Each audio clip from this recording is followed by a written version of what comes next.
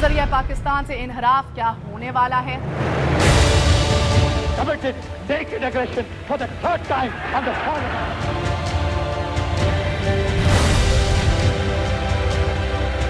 Subcontinent was the greatest blunder in the history of mankind. یہ سب کیا ہے؟ یہ صرف وہ جو بیچ میں ایک بارڈر آ گیا. ان کی حیثیت کیا ہے اس ملک کے اندر؟ اس کی یا وضاحت کریں یا معافی مانگیں. ان کو اتنا بڑا ایشو بنا دیا گیا.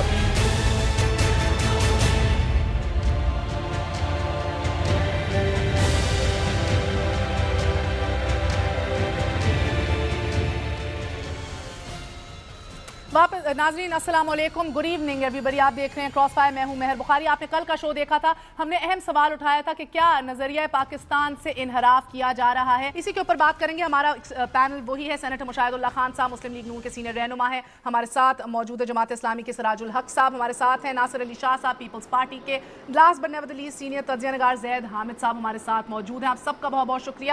میں آپ کی جانب آؤں گی. سراج الحق صاحب، آپ نے کل کی بھی باتیں سنی تھیں، آپ کا جو اس کے اوپر ایک شوق ہے یا جو آپ کو غم ہوا ہے میاں صاحب کی یہ بات سنتے ہوئے، یا جو آپ کہتے ہیں کشمیر میں ماتم بچھائے ان باتوں سے، اس سے اتفاق نہیں کرتے سینیٹر مشاہد اللہ صاحب. آپ وہ کہتے ہیں کہ آپ تو مودودی صاحب کا جو کہنا تھا، فرمان تھا، آپ تو اس سے ہی ہٹ گئے. آپ کی تو جماعت جو ہے، آپ نے باقی ساری باتیں سنی، وہ تو اپنا خود نظریہ بھول چکی ہے. دیکھیے، مشاہد اللہ صاحب نے ایک تو یہ بات کی ہے کہ جماعت اسلامی نے نواز شریف صاحب سے 10 کروڑ روپے لی ہے. ایک بڑھیا ذہنیت کا جو آدمی ہوتا ہے وہ کسی کو 10 کروڑ روپے کبھی بھی نہیں دیتا ہے. یہ بات بالکل غلط ہے. اور یہ ایک اخبار نے ششہ چھوڑا تھا، قاضی صاحب اس کے خلاف عدالت میں گئے تھے اور انہوں نے کہا کہ آ کر ثابت کر لے. آپ اس بات پہ قائم ہے کہ آپ نے 10 کروڑ دیے تھے؟ قائم ہے، ایک سیکنڈ، قائم ہے کہ آپ نے 10 کروڑ دیے تھے، مزید بھی مطالبہ کیا مجھے کہنے اور وہ کشمیر کے جہاد کے لیے تھے، انہوں نے اپنی جیب میں ڈالنے کے لیے نہیں. انہیں پتہ ہے. اچھا، ابھی دیکھیں مشہید اللہ صاحب نے ایک مجلس میں 2 بات کی کہ وہ جہادی کشمیر کے لیے تھے، اپنے جیب میں نہیں. تو میں تو سچ بولتا ہوں نا، آپ کی طرح میں کوئی نواز شریف نے بحیثیت وزیر اعظم مقبوضہ کشمیر کے مجاہدین کو، وہاں کے شہداء کو، وہاں کے یتیموں کا اگر کچھ دیا ہے سرکار کے پن سے، تو اس پہ وہاں کے لوگوں پر نواز شریف کا کوئی احسان نہیں ہے، اس لیے کہ وہ پاکستان کی طرف سے ہے. اور پاکستان پر مقبوضہ کشمیر کے لوگوں کا یہ حق ہے کہ ان کے اخلاقی سپورٹ کر لے، ہر طرح کی سپورٹ کر لے. جہاں تک بات یہ ہے نا کہ یہ ہمیں نصیحت کرتے ہیں کہ آپ اسلامی تحریک بننے کی کوشش کر لیں، میں شکریہ ادا کرتا ہوں.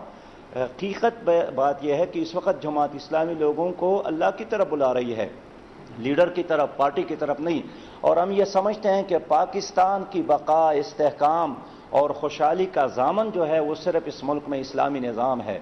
اور ہم بجا طور پر یہ توقع رکھتے تھے کہ اگر مسلم لیگ یہ کام کرتے تو پوری قوم شاباش دیتے. لیکن افسوس یہ ہے کہ گزشتہ 65 سالوں میں بارہا مسلم لیگ کو حکومت ملی ہے، لیکن پیپل پارٹی اور مسلم لیگ کی حکومت میں کوئی فرق نہیں ہے. آج بھی آپ دیکھتے ہیں بخاری صاحب، پنجاب میں مسلم لیگ نون کی حکومت ہے، لیکن کیا کراچی اور کیا پشاور اور کیا کوئٹہ اور کیا لاہور کی حکومت میں آپ کو کوئی فرق ہے؟ وہی کرپشن ہے، وہی مہنگائی ہے، وہی بے روزگاری ہے، وہی بدامنی ہے، اور وہیں ایک طرح کا کلچر ہے. اس لیے میں سمجھتا ہوں کہ پیپل پارٹی ہو یا مسلم لیگ ہو، یہ ایک کلچر کے لوگ ہیں. نوابزادے ہیں، خانزادے ہیں، نوابزادے ہیں، جاگیردار، سرمایہ دار اور سیاسی ٹھیکیدار. اور ہماری جو سیاست ہے وہ یہی سیاسی دہشت گرد اور معاشی دہشت گردوں نے اور مسلح دہشت گردوں نے جمہوریت کو بھی ارغمال بنایا ہے، اسمبلیوں کو بھی ارغمال بنایا ہے. اور یہ جو مشاہد اللہ صاحب کہتے ہیں کہ ان کی نظر جو ہے آئندہ الیکشن پہ، ہم وقت بات کرتے ہیں. یہ فیصلہ تو ہمارا ووٹر کریں گے کہ کس نے ڈیلیور کیا اور کس کو اختیار دینا چاہیے، کس کو نہیں دینا چاہیے. جہاں تک فوج کی بات ہے، میں سمجھتا ہوں کہ اگر پاکستان کی قوم 65% سے زیادہ خرچ کرتی ہیں اپنی فوج پر، اور اپنا پیسہ بچا کر اور اپنا لہو اور اپنا پسینہ وہ فوج پر خرچ کرتی ہے، تو بجا طور پر فوج کا یہ فرض ہے کہ نظریہ پاکستان اور پاکستان کی جغرافیہ کی تحفظ کر لے. لیکن افسوس یہ ہے کہ اب تک ایک سیکنڈ زید حامد صاحب، میں یہ عرض کرنا چاہتا ہوں، ختم کیجیے. میں یہی عرض کرنا چاہتا ہوں کہ یہ کیانی صاحب کا بھی فرض ہے اور پوری فوجی ٹولے کا یہی فرض ہے. اگر وہ نظریہ پاکستان اور جغرافیہ کی تحفظ نہیں کر سکے پھر پاکستان کی فوج کی ضرورت اور اہمیت ہی ختم ہو جاتی ہے.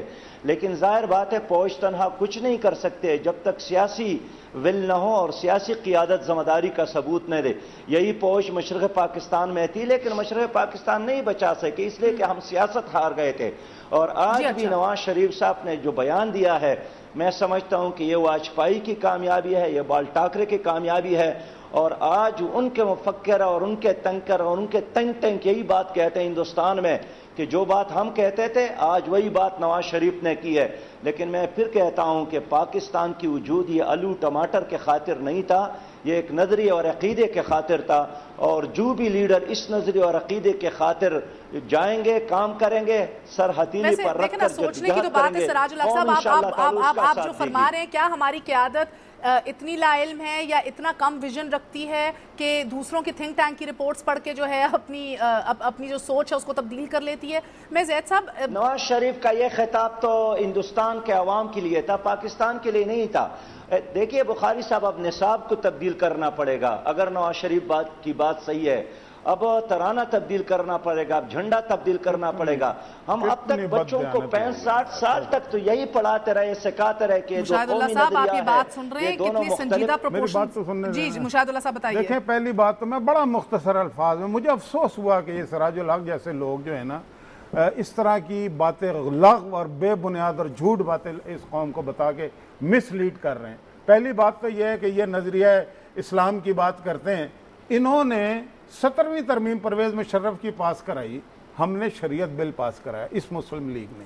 ٹھیک ہے, یہ دنیا کے سامنے ہے, یہ بڑے اسلام کے ٹھیکیدار بنے ہوئے ہیں, ہم نہیں ہیں ٹھیکیدار. لیکن شریعت بل پاکستان کی تاریخ میں پہلی دفعہ پاس ہوا, وہ ہم نے کرایا. انہوں نے آپ چھوڑ دیں آپ سراج الحق صاحب چھوڑیں, آپ نے جتنا عمل کیا نا آپ میری بات تو سنیں نا, آپ چھوڑ دیں نہیں چھوڑ دیں آپ چھوڑیں میری بات کریں. اتنی بری بات ہے سراج الحق صاحب کیا اسلام آپ کو یہی سکھاتا ہے؟ کیا آپ کو اسلام یہی سکھاتا ہے؟ آپ کو اسلام یہی سکھاتا ہے کہ دوسرے کو چھوڑیں نوائے وقت کو؟ آپ کو کیا اسلام یہی سکھاتا ہے کہ دوسرے کی بات نہ سنیں؟ اچھا آپ بولیں, آپ تقریر فرمائیں, اگلی دفعہ آپ کو 2/3 میجارٹی مل جائے گی. مجید نظامی صاحب آپ کے بارے میں کہتے ہیں, میں نہیں کہتا ہوں. مجید نظامی صاحب آپ کے بارے میں جو کہتے ہیں وہ آپ کو پتہ ہے؟ کل کا آپ کو پتہ ہے مجید نظامی صاحب آپ کے بارے میں کیا کہتے ہیں؟ اچھا آپ ذرا خاموشی اختیار بات سن لینا. ایک سے سراج الحق صاحب اپنی بات سن لیں. سراج الحق صاحب بری بات ہے, یہ بری بات ہے. سراج الحق صاحب آپ کو نظم و ضبط کا پابند ہونا چاہیے. اسلام نے نظم و ضبط کی تعلیم دی ہے. نہیں آپ نہیں ہیں. مجید نظامی صاحب جماعت اسلامی کے بارے میں جو کچھ کہتے ہیں اس کو بھی آپ تسلیم کرتے ہیں. چلیں آپ بات چھوڑیں. اب مجھے آپ ایک بات بتائیں, چھوڑیں آپ باتیں چھوڑ دیں. اب میری بات سنیں, ایک طرف یہ کہتے ہیں جناب فوجی جرنیلوں کی مٹی پاؤ جناب, مٹی پاؤ نا, چھوڑے نا آگے. جی یہ دستار والے ہیں, یہ ان کا یہ حال ہے, اسی لیے اسلام اس ملک میں دفن کر دیا ان لوگوں نے. یہ حرکتیں ہیں ان کی وجہ سے. میں کہنا یہ چاہتا ہوں, ایک طرف یہ جرنیلوں کی باتیں کر رہے ہیں, دوسری طرف یحییٰ خان کے یہ سپورٹر, ضیاء الحق کے یہ سپورٹر, پرویز مشرف کے ایسے سپورٹر کہ افغانستان میں بمباری ہوئی, کارپیٹ بمباری ہوئی اور ساری لاجسٹک سرحد سے ہوتی تھی اور یہ وزیر خزانہ تھے. ٹھیک ہے, وہاں پہ لوگوں کے یعنی کہ گاؤں کے گاؤں مٹ گئے, لال مسجد ہو گیا, یہ وہاں پہ حکومت کرتے رہے. یہ باتیں کرتے ہیں لوگوں کے. اور نواز شریف کے بارے میں بات کرتے ہیں. نواز شریف وہ واحد حکمران ہے. بات ختم کرنے دیں بس ایک سیکنڈ. بات کتنے آرام سے میں نے سنی. سراج الحق صاحب میں مولانا مودودی کے سنت میں میں عمل کر رہا ہوں, آپ نہیں کر رہے. وہ نظم و ضبط کے پابند تھے, میں نے آپ کی پوری بات سنی. جی ختم کریں نا. چھوڑا ہے مولانا مودودی کو. ہاں چھوڑ دینا. میں نے نہیں چھوڑا, میں نے نہیں چھوڑا, آپ چھوڑ چکے ہیں. آپ پلاٹوں کے چکر میں پڑے ہوئے, آپ پراپرٹی ڈیلر بنے ہوئے سارے. مجھے معلوم ہے, آپ چھوڑ دیں اس بات کو. چلیں جی بات کمپلیٹ کریں نا, let's not get off track. Bukhari sahib مجھے بات کرنے دیں. آپ بات ضرور کیجیے گا نا میری باری پہ. اگر آپ مجھے نہیں کرنے دیں گے تو میں آپ کو نہیں کرنے دوں گا, پھر کیا ہوگا؟ ہاں تو بس کچھ نہیں ہوگا. میں ادھر ان سے کہنا ایسے تو نہ کریں. جی بالکل. لیکن میں کہنا یہ چاہتا ہوں, انتہائی اہم بات ہے, یہ پتہ نہیں کہاں سے کہاں لے گئے ہیں. بات یہ ہے کہ دنیا بھر میں آج یہاں پہ جو ہم بیٹھے ہوئے ہیں, یہ 64 سال 4 دن پہلے ہندوستان تھا. ایک تہذیب تھی اس وقت. مطلب یہ ایسے کس کو جھٹلا رہے ہیں؟ اگر میاں صاحب نے یہ بات کہہ دی ہے تو کون سی، کیا یہ ہندوستان نہیں تھا؟ کیا یہ انڈیا نہیں تھا جہاں پہ ہم بیٹھے یہ ٹاک شو کر رہے ہیں؟ تھا نا، ایک ہی تہذیب تھی نا، ایک ہی طرح گھل مل کے لوگ رہتے تھے. قائد اعظم سے پھر تھوڑا سا قائد اختلاف اعظم سے نہیں، قائد اعظم نے جو کیا ٹھیک کیا. قائد نے جو باتیں کہیں وہ کیا تھی؟ ہماری الگ تہذیب، ہماری الگ پہچان، ہمارا الگ مذہب، ہمارا اٹھنا بیٹھنا الگ، ہمارا عقیدہ الگ. مسلمانوں کی، مسلمان آج بھی اتنے ہی وہاں پہ رہتے ہیں، اس کو چھوڑ دیں. وہ اور ان کے ساتھ جو حال ہو رہا ہے وہ بھی ہم جانتے ہیں نہیں، جو بھی ہو رہا ہے مسلمانوں کی تہذیب ہندو سے علیحدہ ہے. ہم نے دلیل یہ ہے کہ انگریز اور ہندو سامراج سے لڑ کے بر صغیر پاک و ہند کے مسلمانوں نے یہ خطہ حاصل کیا.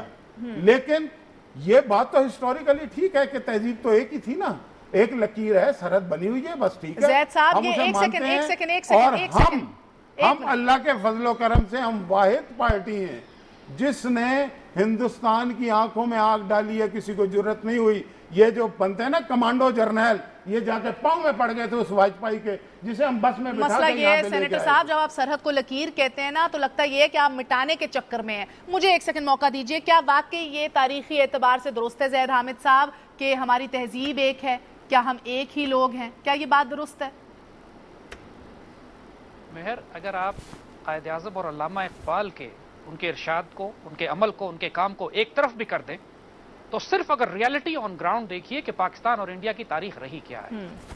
1948 سے ہم حالت جنگ میں ہیں. جب سے پاکستان بنا ہے انہوں نے پاکستان کے وجود کو تسلیم نہیں کیا.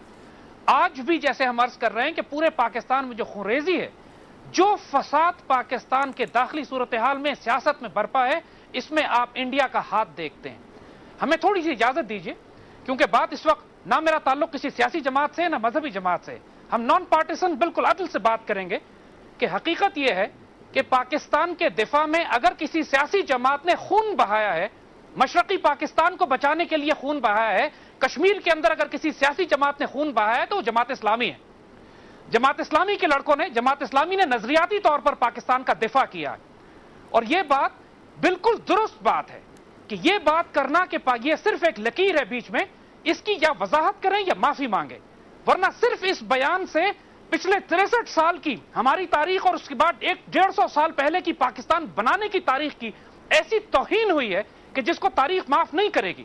یہ بات اس وقت بھی ذرا سمجھ لیجئے کہ پورے مڈل ایسٹ میں تمام مسلمان دنیا کو تقسیم کیا جا رہا ہے، ان کی سیاست تبدیل کی جا رہی ہے، ان کا جغرافیہ تبدیل کیا جا رہا ہے. آپ لیبیا کو لیجئے، مصر کو لیجئے، شام کو لیجئے، صومالیہ، سوڈان، عراق، افغانستان. آپ اس تمام تصادم میں اور فساد میں جو مسلم دنیا میں مبتلا ہے اس سے پاکستان کو الگ نہیں کر سکتے. اس کو لارجر پکچر میں دیکھیے، بڑی تصویر دیکھیے. پاکستان میں ایک 4th جنریشن وار ہو رہی ہے. پاکستان کو اندر سے ڈسممبرمنٹ توڑنے کے لیے، ڈی نیوکلرائزیشن، ہمارے نیوکلیر ویپن سٹیٹس لینے کے لیے، اور ڈی کیپیٹیشن کہ پاکستان کے سر کاٹ دیا جائے. اور یہ تمام 3 ڈیز جو ہیں پاکستان پر مسلط کیے جا چکے ہیں. اس حالت میں جب آپ جنگ میں ہو، آپ کی اکانومی کولیپس کر چکی ہو، آپ کے اندر انسرجنسیز اور بغاوتیں ہوں، کراچی میں اربن وار ہو رہی ہو، اور آپ کا پانی بند کیا جا رہا ہو، آپ کی ایگریکلچر اور زراعت تباہ کی جا رہی ہو، اور میڈیا اور سیفما کے ذریعے آپ کے پوری اوپر انفارمیشن ڈس انفارمیشن وار. جناب زید حامد صاحب، اگر آپ مجھے اجازت دیجیے، میڈیا میں اگر ان ساری چیزوں پاکستانی میڈیا میں $400 ملین سال کے خرچ کیے جا رہے ہیں پاکستان کی آئیڈیالوجی کو گم کرنے کے لیے، اقبال اور قائد اعظم کو غائب کرنے کے لیے. جی اچھا، اگر آپ مجھے اجازت دیجیے زید صاحب، کیا اگر ان ساری پوری صورتحال کے تانے بانے بھارت سے ہی جا کے ملتے ہیں، $400 ملین میڈیا پہ بھی انویسٹ کیا جا رہا ہے کہ قائد اعظم محمد علی جناح اور جو ہے ہم اقبال کو بھول جائیں، تو کیا ہماری سیاسی قیادت جو ہے یہ سمجھنے سے قاصر ہے یا اتنی عقل ہی نہیں رکھتی؟ یہ سوال اٹھائیں گے ایک دفعہ پھر، مگر ایک چھوٹے سے وقفے پہ جائیں گے. وقفے کے بعد آپ کی خدمت میں پھر حاضر ہوں گے اور پیپلز پارٹی کی جانب بھی جائیں گے. ہمارے ساتھ رہیے گا.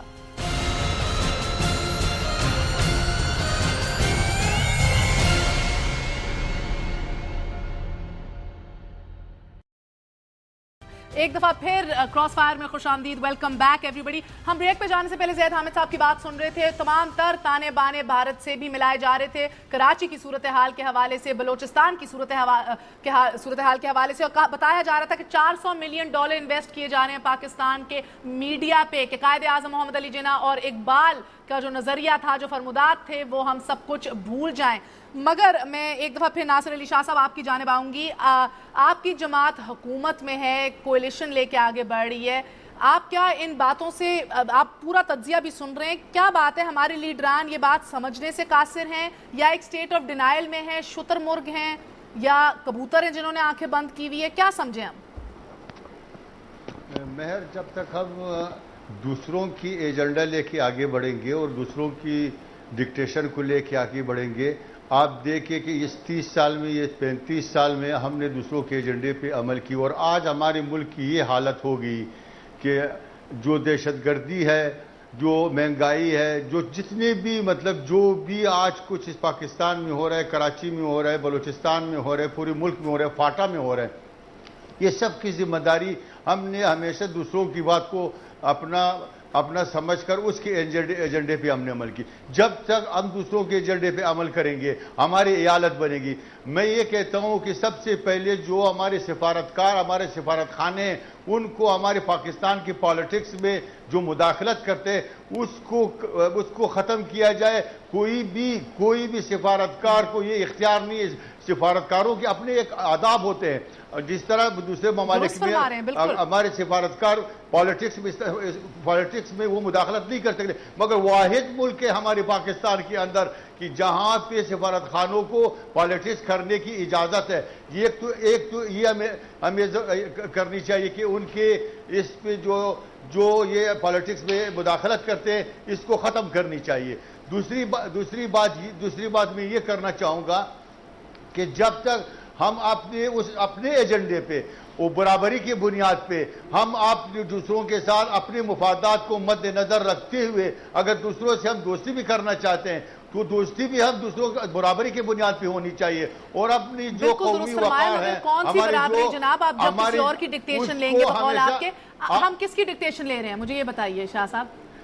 ہم ہمیشہ امریکہ کا ڈکٹیشن لے رہے ہیں۔ امریکہ نے آج تک اس ملک میں مداخلت کی۔ دیکھیں مہر، آپ دیکھیں کہ آپ دھرتی ہے، ہماری زمین ہے، کیا اب امریکہ کے کہنے پہ بھارت ہمارا دوست ہوگا شاہ صاحب؟ آج کے اخبار آپ پڑھ لیں، اٹھا کے پڑھ لیں کہ امریکہ نے کیا کہا ہمارے افواج کے لیے۔ وہ کبھی یہ چاہتا ہے کہ فوج کو عوام سے دور کرنے کی کوشش کر رہا ہے، کبھی یہ چاہتا ہے کہ فوج کے اندر وہ ڈویژن پیدا کرے۔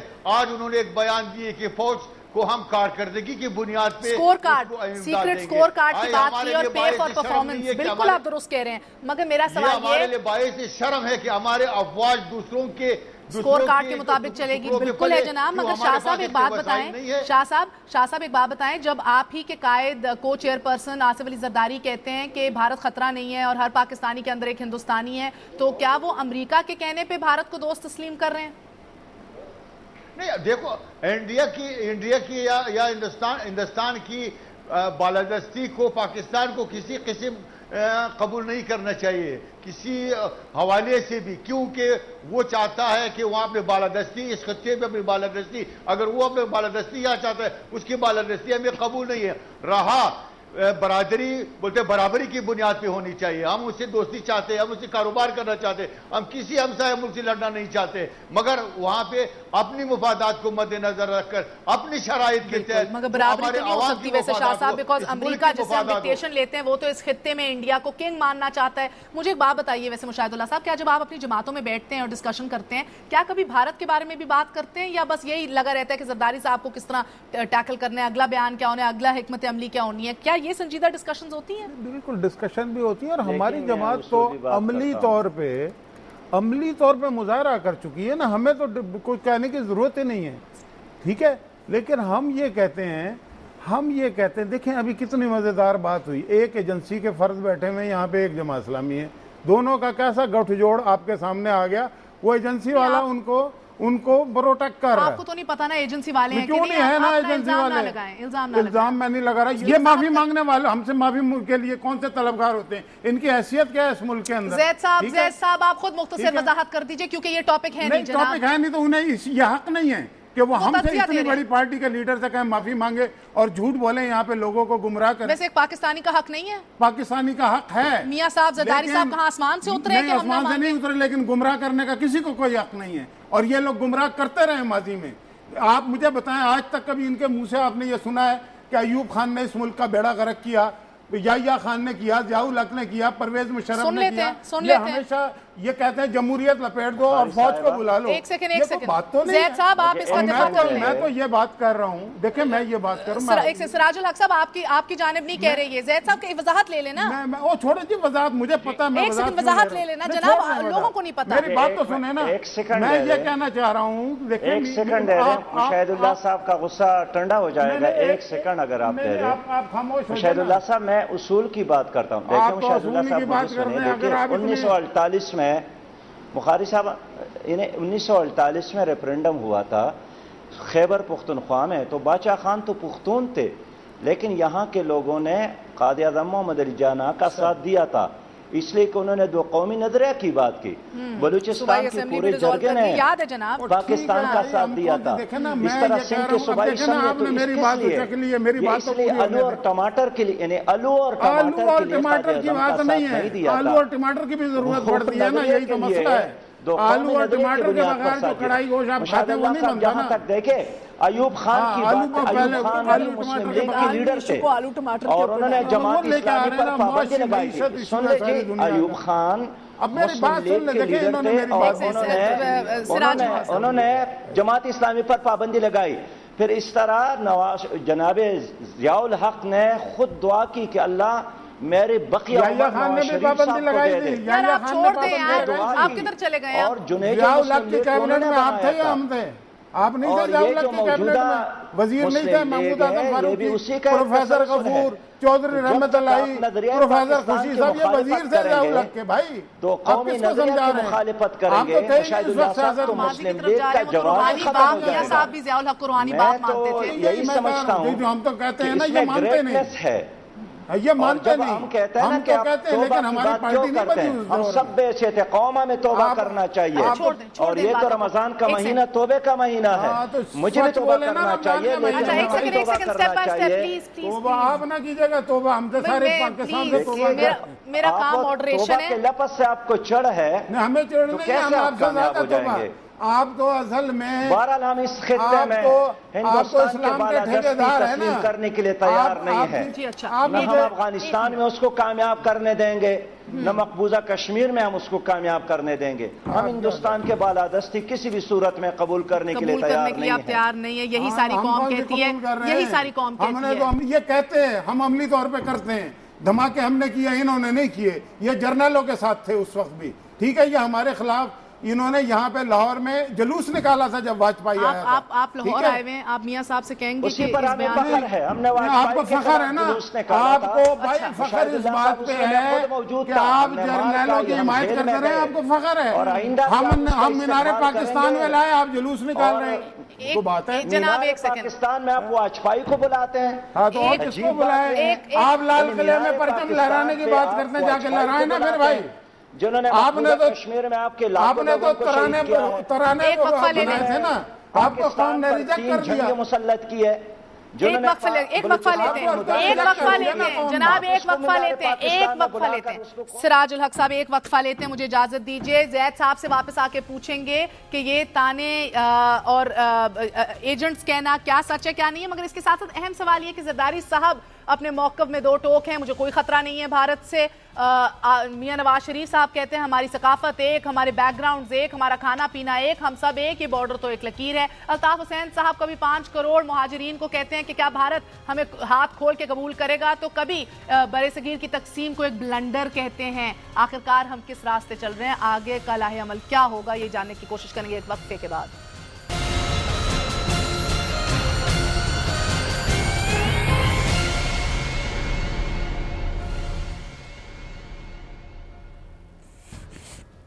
واپس آنے کا شکریہ۔ زید صاحب، ہماری فوج کا سربراہ یہ کہتا ہے کہ پاکستان کی بنیاد اسلام پر رکھی گئی اور ہم اس کے محافظ ہیں۔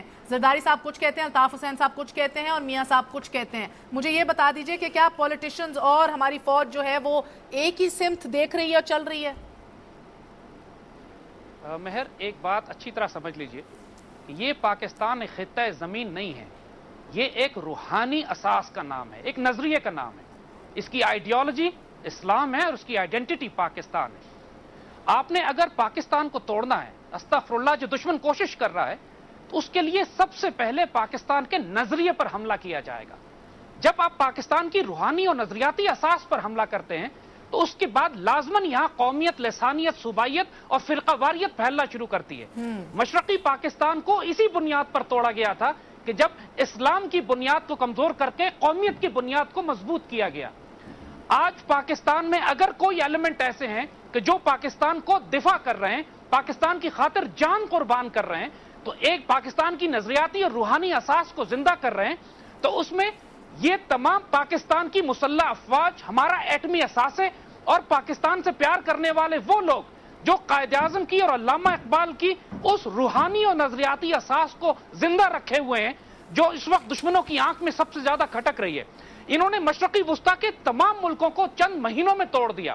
مصر کو 2 ہفتے میں ڈیکیپیٹیٹ کیا، لیبیا 2 حصوں میں، سوڈان 3 حصوں میں تقسیم ہو گیا، اس لیے کہ کسی اس ملک میں کوئی نظریاتی یا روحانی اساس نہیں تھی. پاکستان کو یہ پچھلے 63 برس سے توڑ رہے ہیں، اور خاص طور پر پچھلے 11 سال سے 9/11 کے بعد یہ ملک ابھی بھی اپنی جگہ پر کھڑا ہے. لیکن جو اس وقت 2007 کے الیکشنز کے بعد جو حکومتیں پاکستان میں آئی ہیں، یہ بدنصیبی کی بات ہے کہ تمام سیپریٹسٹ ہیں، تمام کی تمام پاکستان کے آئین کے آرٹیکل 62 اور 63 کے تحت الیکشن میں حصہ ہی نہیں لے سکتی تھی. جو یہ کہتا ہے کہ پاکستان کا بننا تاریخ کی سب سے بڑی غلطی ہے، جس کے سربراہ پاکستان میں دفن ہونا ہی پسند نہیں کرتے اور جلال آباد جا کے دفن ہوتے ہیں، وہ تمام سیاسی جماعتیں الیکشن ہی میں نہیں کھڑی ہو سکتی تھی، کیونکہ ساری زندگی انہوں نے پاکستان کی روحانی اساس کی خلاف ورزی کی ہے. جب یہ حکومت بنے گی، جب اس قسم کی حکومتیں بنیں گی پاکستان میں، اور اس کے بعد وہ جماعت جس کو یہ سمجھا جاتا تھا کہ ان حالات میں جب ہم حالت جنگ میں ہیں تو اس وقت اپنے داخلی اختلافات کی بنیاد پر پاکستان کی فوج کو، نظریاتی اور روحانی اساس کو کمزور نہیں کریں گے. بدنصیبی کی بات ہے کہ مسلم لیگ نے دونوں نظریات پہ حملہ کیا، دونوں ایکسس پہ، یعنی ہماری نظریات کو بھی ڈائلیوٹ کیا، اور پاکستان آرمی کے ساتھ بھی یہ حالت جنگ میں ہیں. جو مرضی اختلاف ان کے مشرف کے ساتھ ہو، فار گاڈ سیک آرمی کے خلاف کیوں جنگ کر رہے ہیں؟ یہ اس وقت پاکستان کو نہ فائدہ ڈیموکریسی نے دیا، نہ ڈکٹیٹرشپ نے دیا. یہ بھی غلط الزام ہے کہ ہم ہر وقت ڈکٹیٹرشپ کی بات کرتے ہیں. ہم ایک تیسرے نظام کی بات کرتے ہیں جو نہ یہ ڈیموکریسی ہو نہ یہ ڈکٹیٹرشپ ہو. کیا خلافت؟ پاکستان اس وقت تکلیف میں ہے. بتائیں نا. خلافت ہے اس تیسرا وقت نظام؟ پاکستان تکلیف میں. تیسرا نظام کیا ہے زید صاحب؟ دیکھیے اس وقت پاکستان، مہر مجھے اجازت دیجیے بات مکمل کرنے کی. اس وقت پاکستان کے اندر ہمیں ایک ایسا نظام چاہیے جو پاکستان سے دہشت گردی اور کرپشن کا خاتمہ کرے، پاکستان کی روحانی اور نظریاتی اساس کو زندہ کرے. ہمیں اس سے کوئی فرق نہیں پڑتا کہ یہ کام کون کرے، لیکن جو کوئی بھی شخص پاکستان کی روحانی اور نظریاتی اساس پر ضرب لگائے گا، چاہے وہ سیاسی ہو چاہے وہ فوجی ہو، ہم اس کے خلاف بات کریں گے. اس وقت لیکن فوج پاکستان کی جغرافیائی سرحدوں کا دفاع بھی کر رہی ہے، اور پاکستان کے پیٹریاٹس، محب وطن، پاکستان سے پیار کرنے والے اس وقت نظریاتی روحانی اساس کا بھی دفاع کرنے کی کوشش کر رہے ہیں. لیکن پاکستان کا میڈیا ہاتھ سے نکل چکا ہے، سیاسی جماعتیں تقریباً آوارہ ہو چکی ہیں، اور جس جماعت سے امید تھی کہ شاید کم از کم سیاسی غلطیوں کے باوجود وہ پاکستان کی فوج کا ساتھ دیں گے اور نظریاتی اور روحانی اساس کا دفاع کریں گے، آج انہوں نے پاکستان کی پشت میں خنجر مار دیا. ہم جب ذاتی الزام یہ جو مرضی ہمارے اوپر لگا لیں، لیکن حقیقت یہ ہے کہ پاکستان کے ساتھ خیانت کی گئی ہے اور اس کا حساب ان کو دینا ہوگا. اچھا مجھے یہ بتائیے ناصر علی شاہ صاحب، آپ نے یہ آئیڈیالوجی اور نظریات کی بات سنی زید حامد صاحب کی، کیا آج اگر اسی کے اوپر میں آگے بات بڑھاؤں، کیا بلوچستان میں اسلام کے نام پر بات چیت ہو سکتی ہے؟ یا بات چیت سے میری مراد ہے کہ کیا جو روٹے ہوئے ہیں انہیں منایا جا سکتا ہے؟ دیکھیں اسلام کے نام پہ جس طرح اس سے پہلے بھی کہا گیا کہ پاکستان کا مطلب کیا، لا الہ الا اللہ. میں ان سے یہ سوال کرنا چاہوں گا مہر کہ جس ملک کو آپ کہتے ہیں کہ اس کا پاکستان کا مطلب کیا، لا الہ الا اللہ، اس ملک کے اندر ایک سفارتخانہ، امریکی سفارتخانہ ہم جنس پرستوں کے نام پہ، وہاں پہ ہیومن رائٹس کے نام پہ ہم جنس پرستوں کی ایک تقریب کروا رہا ہے اور کھلے عام، اور اس پہ فخر بھی کر رہا ہے. کیا میں اس یہ پوچھنا چاہوں گا کہ کہاں ہے وہ اسلام، کہاں گیا وہ لا الہ الا اللہ، لا الہ الا اللہ، اس کی مطلب کہاں گیا؟ بات اصل میں یہ ہے کہ آپ جو جمہوریت کی بات، اس ملک، یہ ملک جمہوریت کے نام پہ لی گئی ہے، اور اس ملک میں ڈیموکریسی اور جمہوریت ہونی چاہیے. بلوچستان کا مسئلہ بھی یہی مسئلہ ہے. بلوچستان کا مسئلہ آپ اسلام کے نام پہ حل اس لیے نہیں کر سکیں گے کہ وہاں پہ سارے اسلامی جماعت نہیں، وہاں ٹھیک ہے جماعت اسلامی ہوگا، IGI ہوگا، اسلامی نظام، مگر وہاں پہ قوم پرست جماعتیں ہیں جو آج پہاڑوں پہ لوگ چڑھے ہوئے ہیں، جو نوجوان پہاڑ پہ گئے ہیں، اور جو ان لوگوں کا ڈیمانڈ ہے وہ ایسے علاقے ہیں جہاں پہ پاکستان کی جھنڈا بھی جو ہے نا وہ گوارا نہیں کرتے لگانے کے لیے. کیا ان کے ساتھ انصاف کی گئی ہے؟ کون سے اسلام کے نام پہ ان سے انصاف کی گئی؟ اگر اسلام ہوتا، اسلام کی بات یہ کرتے 1958 میں نوروز خان کو پہاڑ سے اتار کے قرآن کے نام پہ اتار کے اس کو پھانسی دی گئی. اسی طرح بعد میں آج جنرل پرویز مشرف نے نواب اکبر خان بگٹی کو غاروں میں جا کے شہید کروایا. وہ کون سی اسلام کی بات کرتے ہیں؟ میں یہ ضرور کہوں گا ضیاء الحق نے 11 سال، پلیز ایک منٹ، ضیاء الحق نے 11 سال اسلام کے نام لیا، اس نے نظام مصطفیٰ کی بات کی. کیا 11 سال میں اگر نظام مصطفیٰ اگر وہ مخلص ہوتا نظام مصطفیٰ کے نام پہ، اگر وہ اسلام پہ مخلص ہوتا، کیا وہ ایک آرڈیننس جاری کر کے پاکستان میں نظام اسلام نافذ نہیں کر سکتا تھا؟ وہ صرف ایک ڈوم تھا. اس ڈوم کے لیے وہ امریکے کے کہنے پہ افغانستان میں جا کے سوویت یونین کے خلاف لڑنے کی، ان لوگوں کو لڑنے کی کوشش انہوں نے کی اور یہ کہا، ضیاء الحق نے اپنی کتاب میں لکھا ہے کہ میں نے سوویت یونین کو شکست دی. میں یہ کہتا ہوں آپ کی اس چینل کے تھرو کہ ضیاء الحق نے اسلام کو سوویت یونین کو شکست نہیں دی.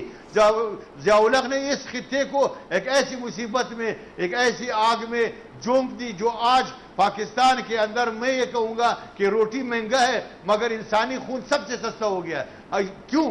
کہ وہ نظریات، وہ باتیں، وہ باہر کی جو ایجنڈا تھا اس پہ عمل کی. میں کس اسلام کی بات کروں؟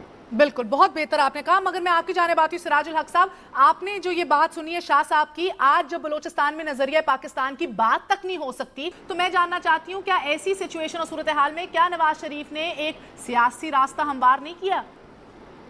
مخاری صاحب دیکھیے، یہ قائد اعظم محمد علی جناح تو فوری طور پر 1 سال بعد رحلت فرما گئے تھے، اس لیے ان کو اپنے آئیڈیا اور نظریے کے مطابق کرنے کا وقت نہیں ملا. اور پھر اس نے فرمایا افسوس کے ساتھ کہ میرے جیب میں جتنے بھی سکے ہیں سارے کوٹا سکے ہیں. تو بعد میں ان کوٹا سکوں کو حکومت اور اختیار ملے، اس لیے پاکستان کی نظریہ کے ساتھ انصاف نہیں کر سکے. اب شاہ صاحب نے فرمایا کہ بلوچستان میں اسلام کی بات نہیں ہو سکتی ہے اور امریکی سفارت خانہ میں ہم جنس پرستی کے پروگرام ہوتے ہیں. تو حکومت تو پیپل پارٹی کے ہیں. 48 سے لے کر آج تک ایک دن ایسا نہیں آیا کہ جب پاکستان کے سطح پر اسلامی حکومت قائم ہوئی ہو. کوئی ایسا آدمی آیا ہو جو جانتا ہوں کہ اسلام کیا ہے اور اس کا اپنا عمل اسلام کے مطابق ہو. ایسی کوئی حکومت یہاں تو جرنیلوں نے یا حکومت کی ہے یا مسلم لیگ اور پیپل پارٹی نے حکومت کی ہے. جرنیلوں کی حکومت ہو، پی پی کی حکومت یا مسلم لیگ کی حکومت، اور حکومت میں جاگیردار اور سرمایہ داروں اور وہیں انگریز کے شاگردوں کے وارے نیارے ہوتے ہیں. میں یہی آپ سے پوچھتا ہوں کہ آج بلوچستان کے لوگ کیوں پریشان ہیں؟ اس لیے کہ ان کو حق نہیں ملتا ہے. جی اچھا، سندھ میں کیا مسئلہ ہے؟ غریب ہارے کو حق نہیں ملتا ہے. آج بھی اگر کوئی ایسا نظام آ جائے کہ ان کو ان کا حق ملے، عدل اور انصاف ہو جائے، اور یہ عدل اور انصاف بخاری صاحب سن لے وہی کر سکتا ہے جو خالق کائنات ہے. بہت بہتر. خالق کائنات کا نظام، اسلام کا نظام اس ملک میں آ جائے تو مجھے بھی حق ملے گا، بلوچی کو بھی حق ملے گا، سندھ کو بھی حق ملے گا. بہت بہت شکریہ آپ کا سراج الحق صاحب، ناصر علی شاہ صاحب، سینیٹر مشاہد اللہ صاحب، زید حامد صاحب، بہت بہت شکریہ.